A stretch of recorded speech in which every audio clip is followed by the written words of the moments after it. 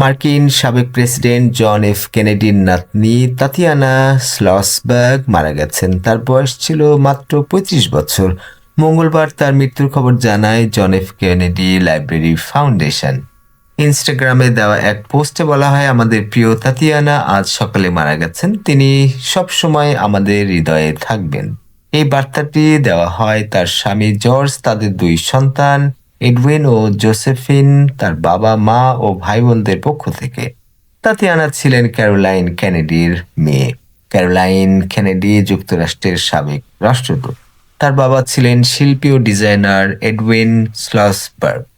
তাতিয়ানার এক ভাই জ্যাক এবং এক বোন রোজ আছে। তার বোন রোজ ক্যান্সারের চিকিৎসার সময় তাকে স্টেম সেল দিয়েছিলেন। তাতিয়ানা ছিলেন একজন পরিবেশ বিষয়ক সাংবাদিক। মাত্র ১ মাস আগে তিনি জানান যে তিনি মারাত্মক ক্যান্সারে আক্রান্ত। তিনি বলেন এই ক্যান্সার শেষ পর্যায়ের। নভেম্বরে তিনি একটি প্রবন্ধ লেখেন। সেই লেখায় তিনি তার ক্যান্সারের কথা প্রকাশ করেন। এই দিনটি ছিল জন এফ কেনেডির হত্যাকাণ্ডের বার্ষিকী। ওই লেখায় তিনি তার আত্মীয় বর্তমান মার্কিন স্বাস্থ্য সচিব রবার্ট কে এফ কেনেডি জুনিয়রের সমালোচনা করেন। তিনি বলেন, রবার্ট এফ কেনেডি জুনিয়রের সমর্থিত কিছু নীতি ক্যান্সার রোগীদের ক্ষতি করতে পারে। বিশেষ করে টিকা নিয়ে তার অবস্থান নিয়ে তিনি উদ্বেগ প্রকাশ করেন। অল্প বয়সে তার মৃত্যুতে কেনেডি পরিবার আবারও শোকের মুখে পড়ল। অনেক মানুষ তার মৃত্যুতে দুঃখ প্রকাশ করেছেন।